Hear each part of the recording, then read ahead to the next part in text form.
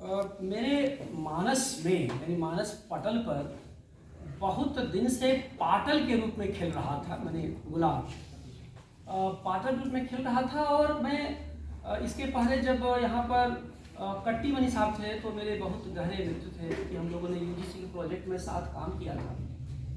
तो एक दो बार अवसर ऐसा आया, लेकिन किन्हीं बच्चे छोटे थे, कह सकते हैं, मैं आ नहीं पाया।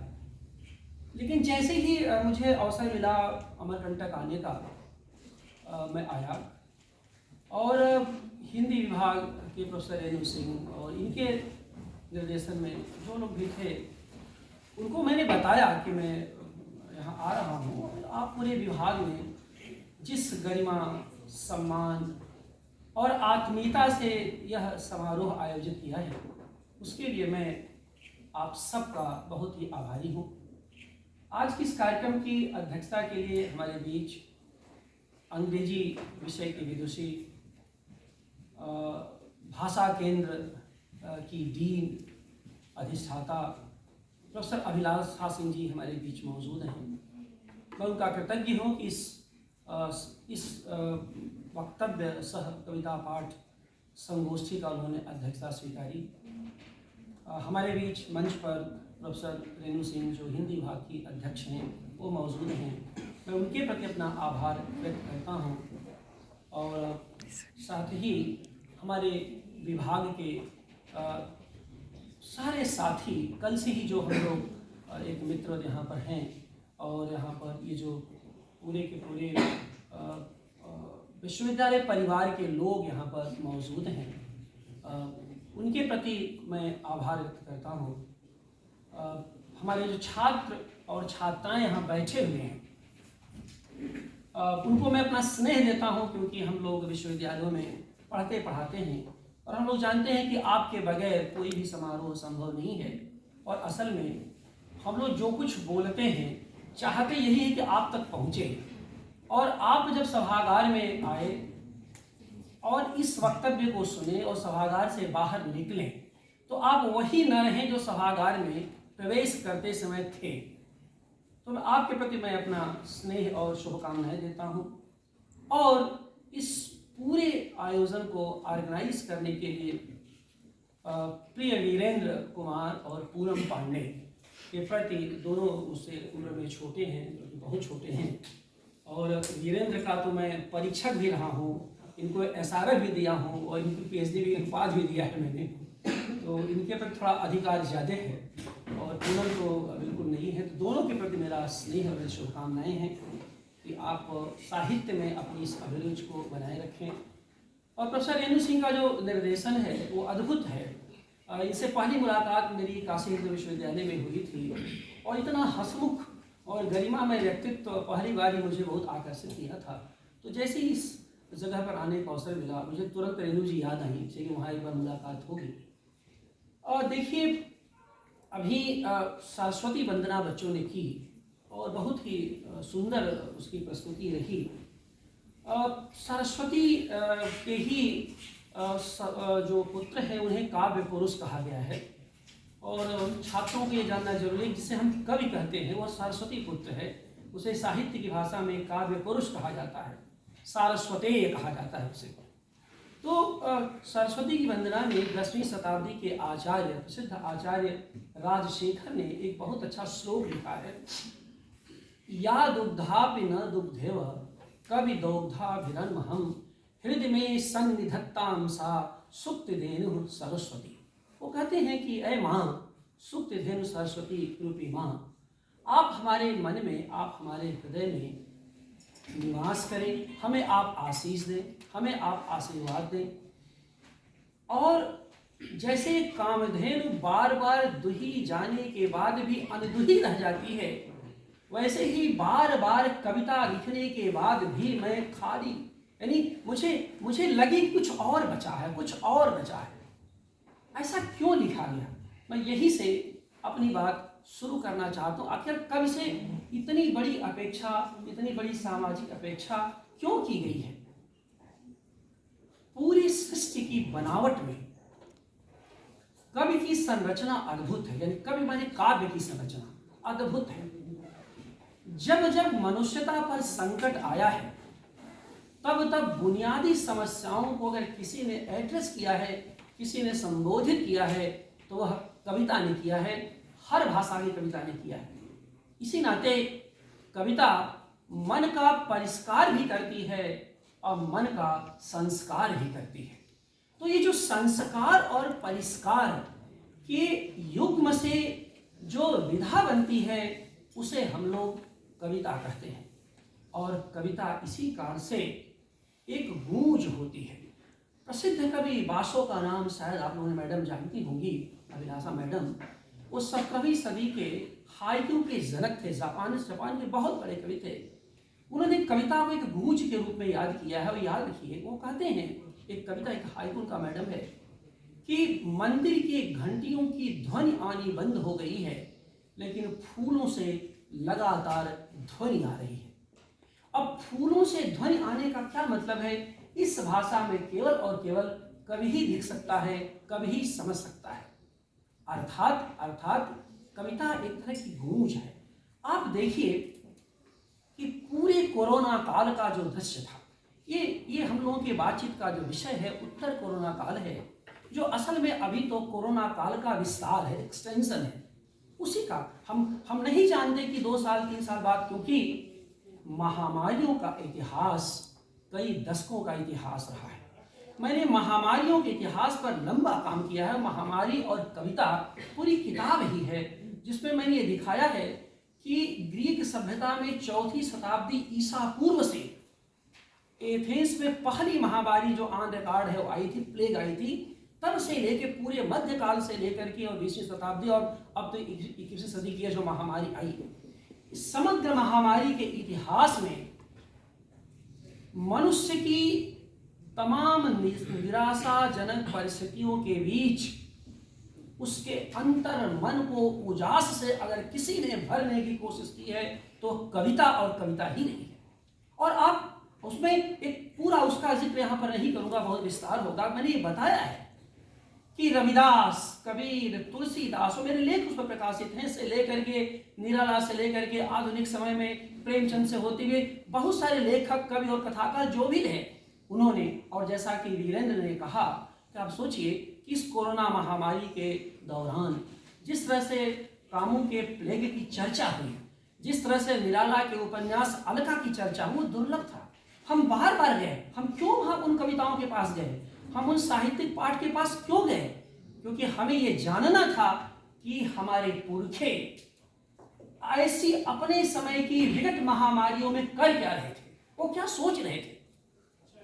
क्या वह निराश थे या हमारी जिजीविषा को उत्खनित कर रहे थे, रेखांकित करने की कोशिश कर रहे थे, वो हमारे जीवन को संबोधित करने की वो कोशिश कर रहे थे। और जब ये सब इस दृष्टि से मैंने विचार किया तो मुझे लगा कि सचमुच में महामारियों में सत्ता और व्यवस्था ने चाहे जितना भी भय और अंधकार का वातावरण रचा हो, लेकिन कविता ने और हर भाषा की कविता ने मनुष्य के अंतर मन को उजाले से भर दिया है। और बार बार इसको मैंने एक टर्म कोरोजीवी कविता का टर्म भी दिया। वो एक पारिभाषिक शब्द है जिस पर मैंने कोरोजीविता को लेकर काफी पूरा लेख ही मैंने उस पर लिखा है। वह असल में क्या है, वो बात ये रही कि आपके पास बहुत सारे उपचार थे, मेडिकल ट्रीटमेंट था, वो अपनी जगह पर था, लेकिन आपके इम्यून सिस्टम को, आपकी प्रतिरोधी सामर्थ्य को जैसे अन्य दवाओं और अन्य उपचारों से आप समृद्ध कर सकते थे, साहित्य और उसमें भी कविता की बात क्यों? क्योंकि आपने नोटिस किया होगा, हमारे बच्चे बैठे हुए हैं कि जब पूरे कोरोना काल में हम लोग एकदम एकांतवास में थे और स्पर्श वंचित समाज में जीवित थे, यानी एक ही घर में 3 लोग थे, 3 कमरों में कैद थे, और माँ बेटे की दूरी बनी हुई थी, पति की दूरी बनी हुई थी। एक को खांसी आती थी तो उसको तुरंत क्वारंटीन कर कमरे में बंद कर, क्या कितनी विकट स्थिति थी। और ऐसी स्थिति में आप देखेंगे कि केवल सोशल मीडिया हमारे पास थी, जिसने हमें सब तरह की सूचनाओं से अवगत कराए रखा। और आप देखेंगे कि सोशल मीडिया में पूरी दुनिया में सर्वाधिक अगर रचनाशील कोई विधा थी तो कविता थी। सबसे पहले सबने यानी अपने भावों को कहने का से यह है कि जीवन यहीं पर खत्म नहीं हो रहा है, जीवन इसके बाद भी है। तो जो साहित्य है, जो काव्य है, उत्तर जीवन की बात हमेशा करता रहता है। यानी जो वर्तमान है उससे बड़ा और बृहत्तर कुछ भविष्य आपका है, इसे बनाए रखने की जरूरत है और इसे बचाए रखने की जरूरत है। तो इस तरह से आप देखेंगे कि कोरोना के समय में, और आप देखिए कि जो कोरोना की विकट स्थितियां थी उसकी गूंज, जैसे मैंने कहा कि कोरोना तो समाप्त हो गया है, समाप्त हो गया लगता है, कम से कम इतना हम लोग कह सकते हैं, लेकिन आप देखिए उसकी गूंज हमारे बीच आज भी बनी हुई है। और आज के 50 वर्ष बाद जब इस समय का इतिहास लिखा जाएगा तो मेडिकल हिस्ट्री का वो इतिहास नहीं होगा। इस इतिहास की प्रामाणिकता के लिए कविता के पास आप जाएंगे, आने वाली पीढ़ी कविता को रेखांकित करेगी। क्यों? क्योंकि विज्ञान और इतिहास, चिकित्सा विज्ञान और दर्शन और समाज विज्ञान, यह केवल आंकड़े बता रहे होंगे। इतने लोग आए, इतने लोग गए, इतनी दवाएं हुई। कविता एकमात्र विधा होगी जो आंसुओं का हिसाब दे रही होगी। वो ये बता रही होगी कि घर में 4 लोगों के 5 लोगों के बीच में एक आदमी अस्पताल जा रहा था, और ऐसी बहुत उदाहरण है, तो उसकी क्या स्थिति थी। ऐसी भी स्थिति आई कि अस्पताल जाने के बाद उसे मालूम था उसे नहीं लौटना है और नहीं लौटा। इसका हिसाब, ये जो इमोशनल ग्रेविटी जिसे आप कहते हैं, यह केवल और केवल कविता में दर्ज है और कहीं नहीं है। इसी कारण से जब यहाँ पर विषय की बात आई और सब सारी चीजें आई, तो मुझे लगा कि कविता की पक्ष और उसकी पक्षधरता पर कि आखिरकार संकट के समय में कविता की भूमिका होती क्या है, कविता कैसे हमको बदलती है या हमारे भीतर बदलाव लाती है। तो इस रूप में इसको देखने की जरूरत है। मैं इस पृष्ठभूमि से यह कहना चाहता हूं कि कविता संकट में मनुष्य अथवा संकटग्रस्त मनुष्य, संकट में मनुष्य अथवा संकटग्रस्त मनुष्य का पक्ष रचती है। यह उसका प्रमुख पक्ष है। यानी संकट में मनुष्य हो या संकटग्रस्त मनुष्य हो। खास करके मुझे लगता है लिखते पढ़ते कि कविता संकटग्रस्त मनुष्य की पक्षधर विधा है, जिसे उसे रेखांकित करती है और इस पक्ष पर को बनाए रखना उसकी पक्षधरता है। अर्थात अंत तक संकटग्रस्त मनुष्य के साथ खड़े रहना की अगर सामर्थ्य रखती है, अगर उसमें उत्साह बना है, तो यही उसकी पक्षधरता है। और अगर आप देखें, इसी वजह से शास्त्रों में कवि को सर्वदृक् कहा गया है, सर्वस्रष्टा कहा गया है, सर्वदृष्टि संपन्न कहा गया है। और पूरा की पूरा आप वाल्मीकि से, कालिदास से होते हुए, तुलसीदास से होते हुए आप निराला तक चले जाइए, तो जो कविता की जो सर्वदृक् चेतना है ये अद्भुत है।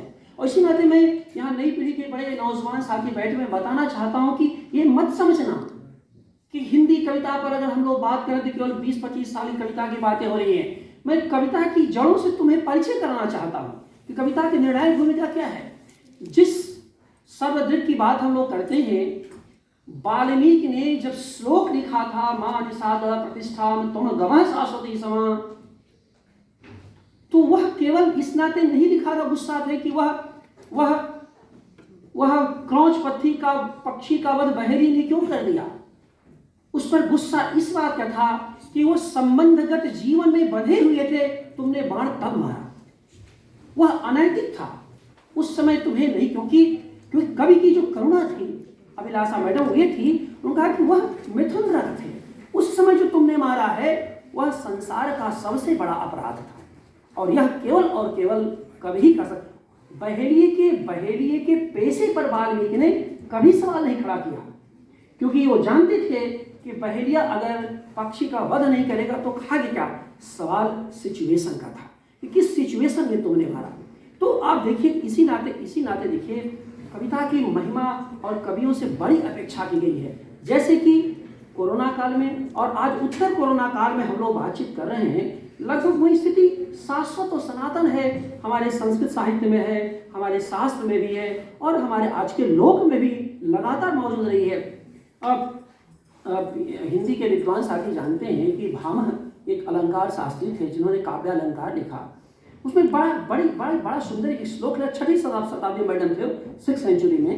उन्होंने कहा कि न स शब्दो न तद्वाच्यम न सा न्यायो न सा कला जायते यन्न काव्यांगमहो भारो महान कवे। ये जो इसमें रेखांकित करना चाहते हो, भारो महान कवे, आए कवियों तुम्हारी जिम्मेदारी बहुत बड़ी है। भार माने बोझ नहीं, जिम्मेदारी की बात है कि न स शब्दो न तद्वाच्यम न स न्यायो न सा कला जायते यन्न का, यानी ऐसा कोई ज्ञान नहीं, ऐसी कोई कला नहीं, ऐसा कोई विद्वता नहीं, ऐसा कोई बोध नहीं जो तुमसे न उत्पन्न होता, ऐसी कोई भाषा नहीं जो तुमसे न उत्पन्न होती हो और तुम्हें न समाहित हो जाती हो। तो आप ये देखिए, यह चेतना हमारे कविता की बुनियाद में विन्यस्त है। यह हम अलग से नहीं चिपकाए गए हैं, ये हमारी शाश्वत और सनातन उपस्थिति है। और उसी के भीतर से आप यहाँ पर जो नौजवान साथी बैठे हुए हैं, एक बात यहाँ पर मैं कहना चाहता हूँ, याद देना चाहता हूँ। और ये हमारे जो सफ़ेद शर्ट में बच्चे बैठे हुए हैं, खूब सुंदर सुंदर वेशभूषा में बैठे हुए हैं, संभवतः ये सब स्पोर्ट्स के बच्चे होंगे या NSS के होंगे, अब NCC के होंगे। बिल्कुल तुम्हें तो अपनी डिसिप्लिन की वजह से ही जाना जाता है और तुम्हारे भीतर की जो राष्ट्रीय बोध है, वो गरिमा है। ये महात्मा गांधी के बारे में तुम सोच नहीं सकते तुम लोग, अगर भक्तिकालीन कविता न रही होती तो महात्मा गांधी न रहे होते। महात्मा गांधी को इतना लोकोन्मुखी, लोक और अग्रसर और मनुष्य के लिए, यानी व्यक्ति और मनुष्य के लिए संघर्षशील बनाने की जो प्रेरणा स्रोत रहे हैं गांधी के लिए, वो भक्ति काल के कवि रहे हैं। वो चाहे मीरा हो, चाहे कबीर हो, चाहे नरसिंह मेहता हो, जो लोग भी रहे। तो ये हमारी विरासत है। और उस संस्कृत साहित्य, फिर हिंदी की भक्ति कविता, फिर आधुनिक छायावादी कविता और फिर आकर समकालीन हिंदी कविता, यह जो हमारी विकास की परंपराएं रही हैं, यह हमारी पूंजी है। और इसी के भीतर से कोरोना काल की कविताएं दिखाई देती है। कोरोना काल की कविता अलग से चिपकाई क्यों? क्योंकि कवियों ने इस बात को समझा कि इस समय उनकी जिम्मेदारी सबसे बड़ी है। और इतना ही नहीं, इस जिम्मेदारी का एहसास कराते हुए वो लोग परंपरा से भी जुड़े, अपनी आधुनिकता और समकालीनता से तो जुड़े ही, परंपरा के भीतर गए और उन लोगों ने यह जानने की कोशिश की कि हमारे पुरखे कवियों ने इस संकटग्रस्त मनुष्य के लिए क्या किया, ताकि हम क्या करें, कुछ अतिरिक्त करें। और वही जान समझिए कि उनके पास तो जानने का कोई विकल्प नहीं था। आप यहाँ जो हिंदी के साथी हैं, आपको याद होगा कि तुलसीदास ने रामचरितमानस लिखा, बहुत महान ग्रंथ है। लेकिन तुलसी की जो कवि की पीड़ा है, तुलसी का जो काव्यत्व है, वो रामचरितमानस में तो है कि वो महाकाव्य है। वहाँ राम के आचार और विचार से तुलसी बहुत अनुशासित हैं, इसलिए वहाँ बहुत स्पेस नहीं है। लेकिन आप अगर विनय पत्रिका पढ़िए और कवितावली पढ़िए तो तुलसी का जो कवि मन, जो व्याकुल कवि मन है, क्योंकि कवि मन अगर है तो व्याकुल है, वो हमेशा नवाचार की तरफ अग्रसर आता। क्या नया करते हैं, कितना अतिरिक्त दे दें। कवि को कोई जिम्मेदार माने या न माने, कवि स्वयं को जिम्मेदार मानता है। इतिहास का सबसे बड़ा सच है। आप देखिए कि उसे आप यश मत दीजिए, उसे मुद्रा मत दीजिए, उसे सुविधा मत दीजिए, उसकी जो सबसे बड़ी ताकत रही है युगों युगों तक, वो रही है कि वह लोकबद्ध प्राणी है। और लोकबद्ध प्राणियों को लेकर के वो सबसे ज्यादा संवेदनशील व्यक्ति होता है। और वो लगता है संकट में कि जैसे कहते हैं कि एक आत्मबोध के भीतर से निकली हुई जिम्मेदारी, आत्मसंबद्ध जिम्मेदारी का होता है। कोई कहे न कहे वो एक्टिव हो जाता है, उसकी बुनियाद में ही सक्रियता हो जाती है, वो सक्रिय हो जाता है। जब भी विपरीत स्थितियां आती हैं, वो चाहे सत्ता के द्वारा, चाहे व्यवस्था के द्वारा, या अपनी विपरीत स्थितियों के द्वारा, प्राकृतिक आपदा के द्वारा तुरंत तो सक्रिय हो जाता है। इसी नाते कविता समाज में त्वरित रूप से संप्रेषित हो जाती है और कविता संस्कृत का हिस्सा समग्र साहित्य की विधाओं में सबसे ज्यादा होती है। और जब साहित्य यानी शब्द संस्कृत का हिस्सा बनता है तभी वह समाज में स्वीकार्य होता है। यह भी आप जान लीजिए, ऐसा कोई साहित्य नहीं हो, महान हो नहीं सकता जिसको संस्कृत ने स्वीकार नहीं किया हो और श्रेष्ठ हो गया हो। और संस्कृति को स्वीकार करने का मतलब ये होता है कि वह सबसे पहले संस्कृत के बुनियादी सवालों को संबोधित करता है। तो यही आप देखिए, इस रूप में अगर आप देखिए कि इसी नाते जो हमारा अग्नि पुराण है, अग्नि पुराण में भी एक बहुत ही खूबसूरत श्लोक है। ये परंपरा को जानना यहाँ पे जरूरी है। वो कह रहे कि नरत्वम दुर्लभम लोके विद्या तत्र सच्च दुर्लभा, कवित्वम दुर्लभम तत्र शक्तिस्तत्र च दुर्लभा। कहते हैं इस संसार में मनुष्य होना तो अपने आप में दुर्लभ है, उसमें भी विद्यावान मनुष्य होना, उसमें भी कवि मनुष्य होना और उसमें भी शक्तिशाली कवि होना। ये जो शक्ति तत्र सुदुर्लभा की जो बात करते हैं तो किस शक्ति की बात करते हैं? असल में यह जो शक्ति है यह है सत्य और धर्म के साथ खड़ा होने की शक्ति है। आप देखिए अब यहाँ पर ईसावास्योपनिषद को आप देख लीजिए। ईसावास्योपनिषद का एक दार्शनिक सूत्र है जो मैं आपसे रखना चाहता हूँ उसमें, और बहुत पॉपुलर है। उसके दार्शनिक व्याख्याएं अद्वैत वेदांत में व्याख्याएं होती हैं। हम कविगण लेखकगण उसकी काव्य की व्याख्या करते हैं। जब कहते हैं हिरण्मयेन पात्रेण सत्यास्य पिहितं मुखम तत्तपूषण अपारेणु सत्य धर्माय दृष्टे। कहते तत्तपूषण, कहते सत्य का मुख जो है सुरंग में हिरण्मय पात्र के सोने के पात्र से ढका हुआ है। तत्तपूषण अपारेणु, ए सूर्यदेव उसे थोड़ा खोल दीजिए। किस लिए? सत्य और धर्म की रक्षा के लिए। कविता का सत्य है, कवि का सत्य और कवि का धर्म वह नहीं है जो पारंपरिक आचार विचार के लोगों का है। कवि का सत्य है लोकबद्ध प्राणी के साथ खड़ा होना, और उसका धर्म है उस खड़े होने के साथ साथ अपने करुणा से, अपनी संवेदनशीलता से उसे संकट से बाहर लाने की कोशिश करना। तो जिसे आप सत्य और धर्म के दृष्टि की बातें करते हैं, कविता वहाँ भी अपना एक निर्णायक भूमिका निभाती है। और इसी नाते सत्य का उद्घाटन करना कविता के विविध पक्ष का एक बुनियादी पक्ष है, और इस सत्य के साथ खड़ा होना उसकी पक्ष धरता है। तो सत्य का उद्घाटन करना कविता का पक्ष है, और इसके साथ अंत तक बने रहना, भाग नहीं जाना। इसी नाते कवि को कर्मशील प्राणी कहा गया है। और जैसा कि वीरेंद्र कह रहे थे, आचार्य शुक्ल के सब बिल्कुल इसी नाते शुक्ल जी ने कहा कि जैसे जैसे सभ्यता कॉम्प्लिकेट होती जाएगी, सभ्यता पर मुलम्मा चढ़ता जाएगा, कवि कर्म कठिन होता जाए। क्यों? क्योंकि सत्य ढकता चला जाएगा। उसे उभारने के लिए, उसे दिखाने के लिए कवि को बड़ा ही ताकतवर होना पड़ेगा, बहुत ही संवेदनशील होना पड़ेगा, बहुत ही शक्ति संपन्न होना पड़ेगा। और शक्ति संपन्नता का मतलब होता है, जिसे मैं कहता हूँ अवेक्षण से जुड़ना होगा। अवेक्षण का मतलब उसकी जो सूक्ष्म निरीक्षण शक्ति होती है उसको पाना होगा। इसी नाते उसको अपनी प्रज्ञा से जुड़ना होगा, और इसके लिए कविता के पास पर का प्रवेश होता है।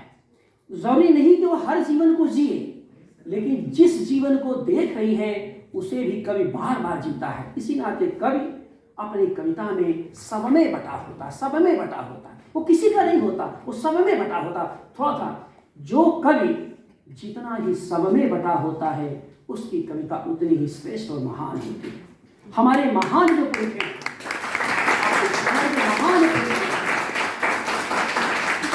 और यही वजह होती है कि वह जो है क्लासिक हो जाते हैं। जितने महान पुरुष हैं वो थोड़ा थोड़ा सब में बटे हैं।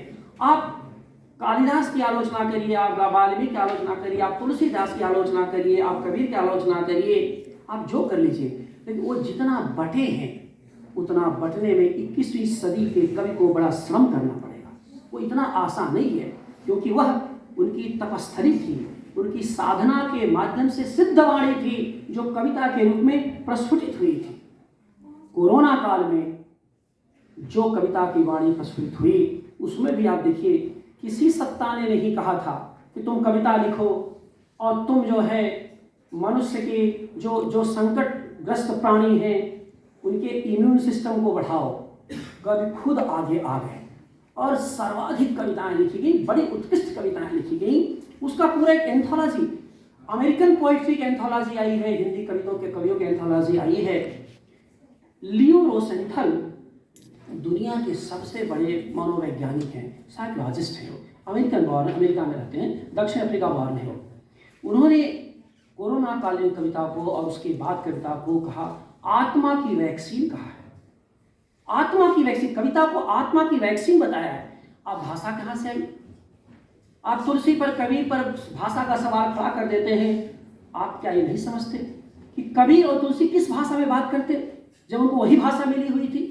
लेकिन आज लियो रोसेंथल हम से लेकर के हमें आपको 21वीं सदी की भाषा मिली है। जब वैक्सीन बन रही थी और वैक्सीन से हमारी इम्यूनिटी सिस्टम को बढ़ाया जा रहा था, तो वह आदमी अमेरिका में बैठ कह रहा था हमारी वैक्सीन तो कविता ही है।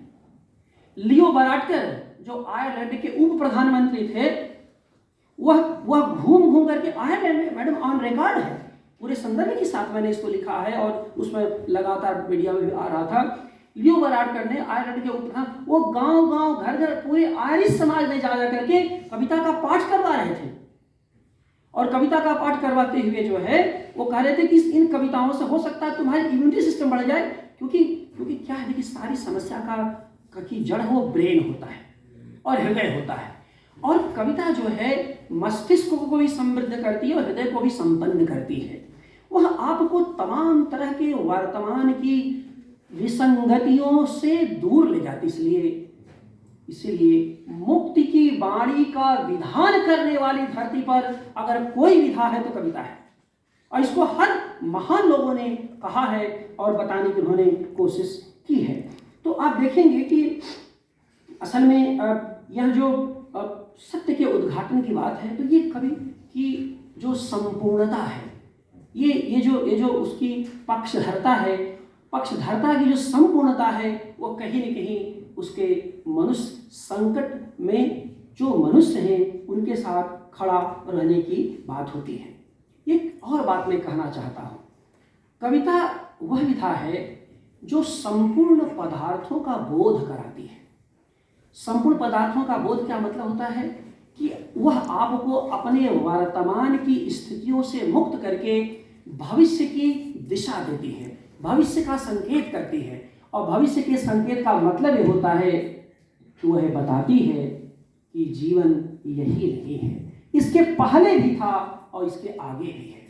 तो जो त्रिकालदर्शिता का जो दृष्टिबोध होता है वह कविता देती है, और कविता इस त्रिकालदर्शिता के पक्ष में भी खड़ा होती है और इसको खड़ा होते हुए लगातार अपनी पक्षधरता की वह बात करती है।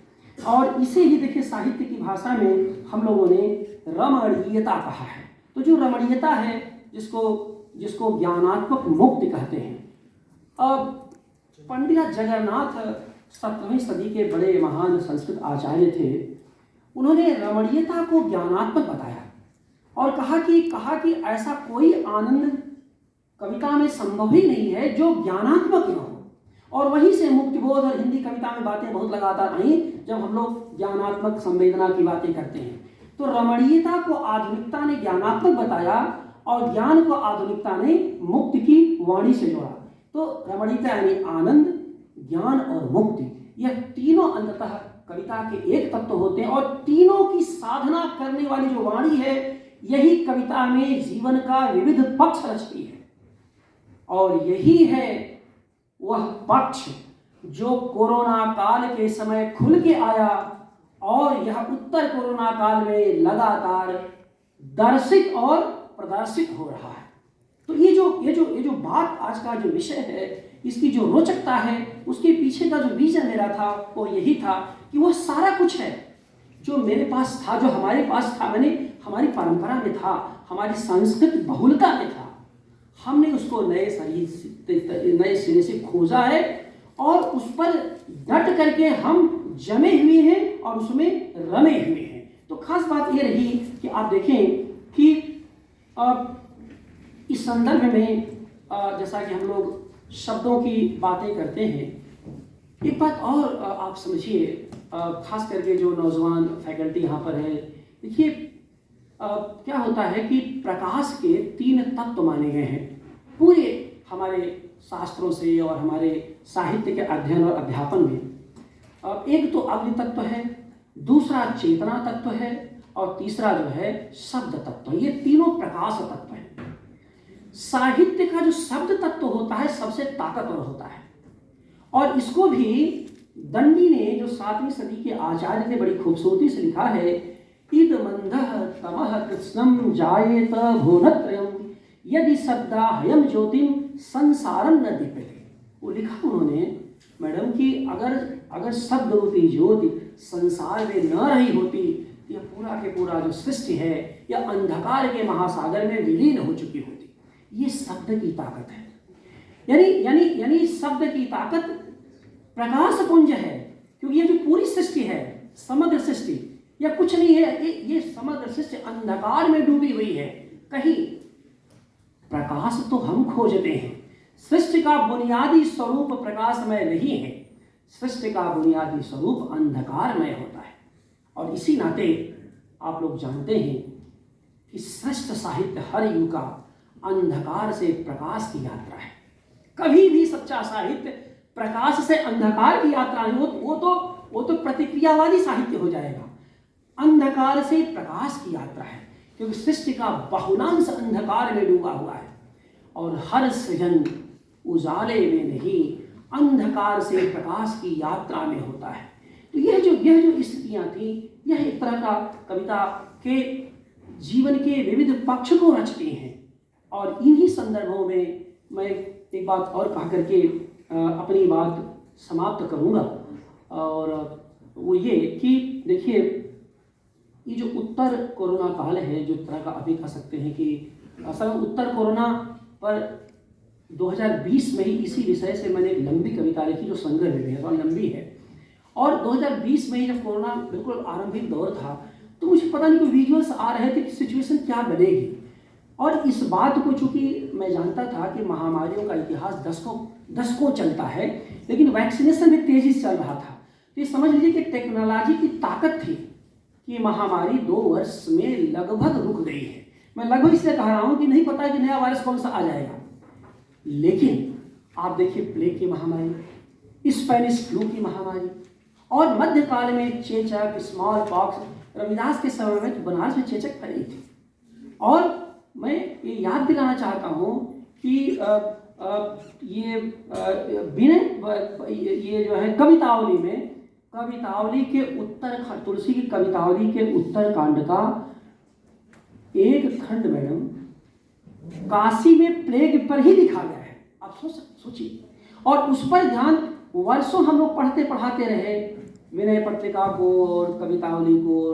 तो कभी इस महामारी के पहले तो ध्यान जाता ही नहीं था, क्योंकि 9 पाठ्यक्रम होती थी।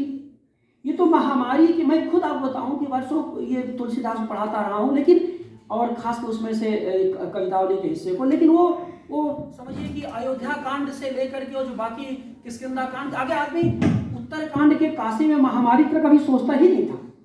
और काशी में महामारी का जितना विकराल चित्रण तुलसीदास ने किया, आप लोग उपलब्ध है, कवितावली तुलसीदास सहज उपलब्ध है आपके जो है गोरखपुर जो प्रकाशन उनका होता है गीता प्रेस से। आप देखेंगे कि इतना मार्मिक हृदय विदारक चित्रण किया है। और उसमें जो है भगवान शिव से वो प्रार्थना करते हैं कि जल्दी से इस प्लेग की महामारी से आप, वो विवाद है तुलसीदास के, उनका बाहुपीड़ा से निधन हुआ कि प्लेग से निधन हुआ। हालांकि मैंने अपने शोध के माध्यम से बताया है कि उनका निधन तो ये प्लेग की महामारी से हुआ है। उसमें माता प्रसाद गुप्ता ने बहुत सारे काम थे, उसकी डिटेल में नहीं जाऊँगा। लेकिन ये मैं रविदास के तमाम ऐसे दुर्लभ, अभी मैं मेरी किताब राग रविदास आई हुई है, ले आया हूँ। तो मैं अभी रेनू मैडम से कह रहा था कि आपको वाया नई से ले लूँगा, पूनम को वो दूंगा और वीरेंद्र को एक दे चुका हूँ देश पर। 3 ही किताब मेरे पास थी और तीनों 3 महीने के भीतर आई, 3 विधा की आई है।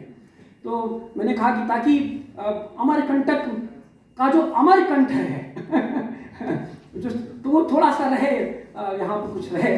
तो खैर, तो ये सिख साथ में केवल निष्कर्ष और कुछ बातें कर अपनी बात समाप्त करूँगा। देखिए, एक तो ये जो पक्ष और पक्षधरता की बातें थी, उसमें पहली बात तो ये है कि कविता के विविध पक्ष में पहली बात तो ये है कि परंपरा, उत्तर वर्णा कविता की जो विशेषता रही वो परंपरा से जुड़ने वाली कविता रही। अर्थात पहली बार इतनी मात्रा में हम सबने अपने पुरखों के बारे में जानने की कोशिश की। और जैसा कि वीरेंद्र कह रहे थे, बहुत ही महत्वपूर्ण बात कह रहे थे, हम तो लिख नहीं रहे थे क्योंकि हम खाली थे और डरे थे। दोनों बातें थी। हमारे पास बहुत समय था क्योंकि हमको बाहर से कोई मतलब नहीं था और महीनों चलना था, तो जीवन को बचाए भी रखना था। और यह जानते थे कि यह जीवन केवल दवाओं से नहीं बचेगा। हमें अपने, तो लोग योगा करते थे, दवाएं खाते थे, कमरे में हम लोग दौड़ते थे, बहुत बचा करके जो कैंपस होता था उसमें हम लोग सुबह चक्कर लगा लेते थे। दूर कोई मिलता था तो बिल्कुल दूर से प्रणाम करते थे, भैया वही भैया या मत भैया, ये सब बातें होती थी। तो लेकिन जब घर में रहते थे तो कितना खा रहे, कितना बनाएंगे, बाकी इसमें खाली। तो हम लोगों ने, जो अध्ययनशील लोग थे, जो लिखने पढ़े, उन लोगों ने पुरानी किताबों को निकालना शुरू किया। आप सब जानते हैं। और पुरानी किताबों को निकालने का मतलब हमने अपनी परंपरा की जड़ों को जानने की कोशिश की, उससे जुड़ने की कोशिश की। ये विशेषता थी। उसमें जीवन के बहुत सारे पक्ष निकल करके आए।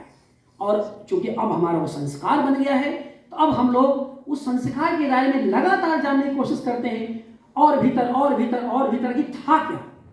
और उसमें कुछ बहुत महत्वपूर्ण कार्य भी हम लोगों से हो गए। एक तो ये बात थी। दूसरी बात है, जैसा कि रेणु मैडम कह रही थी, परिवेशगत संलग्नता। मैं कहता हूँ इस दौर की कविता में परिवेश से जुड़ा, वहाँ पर पशु पक्षी, वनस्पतियाँ, पेड़ पौधे। जैसे मैं अपने अनुभव से, कचकचिया रोज आंगन में कूदती है, बैबलर, कभी इस पर ध्यान नहीं जाता था। बबूल रोज हमारे परिसर में दिखते थे, कभी ध्यान नहीं जाता था। कोयल रोज दिखती थी, उस पर ध्यान नहीं जाता था। और मैडम रोज रोटी बनाती थी, उस पर कभी ध्यान नहीं जाता। कोरोना काल में इन सब पर ध्यान गया, इन सब पर कविताएं आई। तो ये जो परिवेश से संलग्न, हम क्या किए, पहले बड़े महान होकर के बहिर्मुखी हो रहे थे। हम कोरोना काल और आज अब अंतर्मुखी हो गए। अंतर्मुखी माने अपने भीतर लगे जानने, अपने परिवेश के भीतर हमने समझने की कोशिश की कि आखिरकार है क्या। और इसी नाते आप देखिएगा कि जो जीवन बहुत दूर जा रहा था कविता से, बहुत दूर, कविता कहीं और जा रही थी, जीवन कहीं और जा रहा था, जीवन और कविता बहुत नजदीक आए कोरोना काल में। कोरोना ने हमें यह दिया है, इसे हम कहते हैं परिवेशगत संलग्नता। तीसरी बात यह है, मनुष्य की शक्ति पर सर्वाधिक भरोसा। हमें कोरोना कालीन कविता ने अपनी शक्ति पर, आत्मशक्ति पर, अपनी स्वाधीनता पर, अपनी आत्मशक्ति पर, अपने आत्मबोध पर बहुत विश्वास करना सिखा दिया। ऐसा क्यों हुआ? हम किसी देवता की निंदा या देवता की आलोचना करने नहीं जा रहे थे, तब भी नहीं जा रहे थे, आज भी नहीं, पहले भी नहीं। लेकिन हमने यह जाना कि काशी में रहते हुए जब संकट मोचन मालिक, जो संकट मोचन है, बाबा विश्वनाथ भाई दोई तो बनारस में, तो मैं अपने अनुभव से देखा कि हम लोग देखते थे कि संकट मोचन महाराज तो बंद तो है ही है, उन पर भी मुखौटा में उनको भी ढक दिया गया ताकि कोरोना न हो जाए। आपने सुना होगा भगवान विश्वनाथ पर को भी पर्दे से ढक दिया गया ताकि उनको भी कोरोना न हो जाए। ऐसा रहा और ये ऑन रिकॉर्ड है। हमने ये सोचा कि जब देवता खुद ही अपनी रक्षा नहीं कर रहे हैं तो हमारी क्या करेंगे। तो हमने पूरे सम्मान से हमने अपनी रक्षा के लिए खुद अपनी ताकत को बढ़ाया। उनके प्रति सम्मान तब भी था, बहुत था, अब भी था। लेकिन हमने ये देखा कि देवता भी, हमारे भगवान भी, जो कहा गया है, उसी के साथ खड़े होंगे जो अपने साथ खड़ा होगा। यह कभी मुहावरा था, कविता में ताकत बन के उभरा है। ये परंपरा की ताकत थी, हमने मुहावरे को ही ताकत में बदल दिया। तो ये एक चीज। और चौथी बात ये, कि उम्मीद को बचाए रखना। तो ये जो हमारी पक्षधरता थी कविता की, वह उम्मीद को बचाए रखना, यानी हर नाउम्मीदी के खिलाफ हिंदी कविता, क्योंकि बहस बातचीत का हिंदी का मामला है और अंग्रेजी भी हो सकती है, किसी भाषा कविता में। इसको याद रखिएगा कि जब मैं हिंदी कविता की बात करूँ, क्योंकि मैं हिंदी का शिक्षक हूँ, हिंदी का लेखक हूँ, तो मैं हिंदी की बात है। लेकिन इतना जरूर कहना चाहता हूँ, जो यहाँ हमारे नौजवान साथी, नई पीढ़ी के बच्चे बैठे हैं, कि यह बातें दुनिया की हर भाषा की कविता में हो रही थी। क्योंकि हम लोगों की जानकारी या तो अंग्रेजी साहित्य की थी, अंग्रेजी साहित्य का तो मैंने उस पर जबरदस्त अध्ययन किया, उस पर लिखा भी है, और अमेरिकन एंथोलॉजी तो मैडम बड़ी खूबसूरत पूरी किताब ही आई है, और उस पर उसके बाद लगातार फॉलो हुआ। लेकिन भारतीय भाषाओं में भी, पंजाबी में, मराठी में, बहुत सारे, गुजराती में कविताएं आई, इतना तो लोग जानते थे। लेकिन अब हम जर्मन नहीं जानते, फ्रेंच नहीं जानते, स्पेनिश नहीं जानते, तो वो अलग बात। लेकिन सब भाषाओं में ये हो रहा था, कम से कम ऐसी उम्मीद तो थी ही। तो ये जो हमारी ताकत थी, यह बहुत मजबूत थी। तो ये बातें थी कि कविता के विविध पक्ष और पक्षधरता पर, और अंत में ये कि यह होता इसी नाते है कि कविता की जो प्रमुख भूमिका होती है वह अन्य की अनन्यता की होती है। कविता कभी किसी को अन्य नहीं मानती, कविता अन्य को अनन्य मानती, अपना मानती है। इसलिए कविता के क्षेत्र में और कवि के क्षेत्र में अगर कुछ भी वर्जित है तो उपेक्षा। कोई भी शानदार कवि लेखक कैटेगराइज नहीं कर सकता, याद रखिए, कैटेगराइज नहीं कर सकता कि मैं इसी विषय को लूंगा। तो जैसा कि हिंदी विभाग ने जो विषय तय किया, पक्ष में विविध पक्ष जोड़ दिया, उससे विषय और मौजू हो गया। उससे और माननीय कुलपति जी ने अगर पक्ष में विविधता को जोड़ दिया, विविध पक्ष की बात की, तो ये बहुत और रोचक हो गया। क्यों?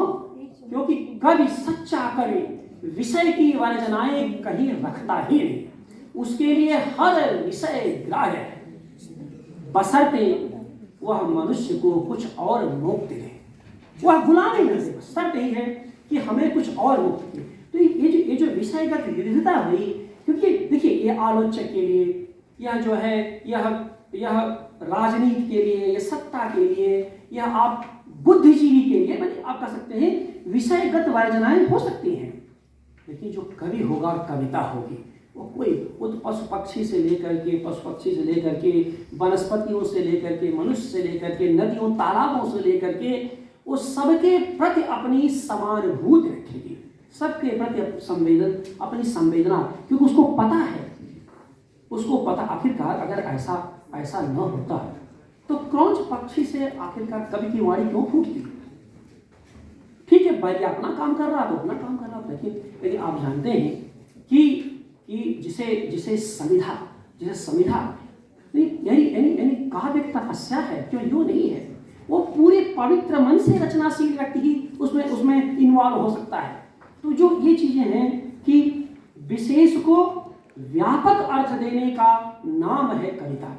विशेष व्यापक, यानी कुछ भी विशेष नहीं है उसे, तो कविता का पक्ष है विशेष को व्यापक देना, पक्षधरता है उस व्यापकता के साथ खड़े रहना, ये उसकी पक्षधरता है।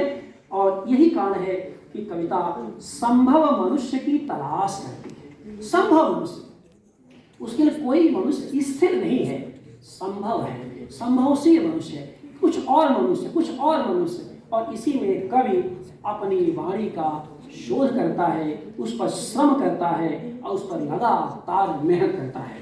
तो ये चीजें थी। और अंत में केवल ये कहना चाहता हूँ कि जैसा मैंने कहा कि कविता का पक्ष उम्मीद का पक्ष है, और इस उम्मीद को बनाए रखना ही उसकी पक्ष धरता है। मुझे लगता है कि करीब पर्याप्त समय हो गया है, तो इन्हीं शब्दों के साथ मैं हिंदी विभाग का एक बार फिर अभिवादन करता हूँ, आभार व्यक्त करता हूँ कि आपने मुझे यहाँ पर बुलाया, इतना खूबसूरत आयोजन किया। एक बार फिर से मैं आपके प्रति बहुत बहुत कृतज्ञ हूँ।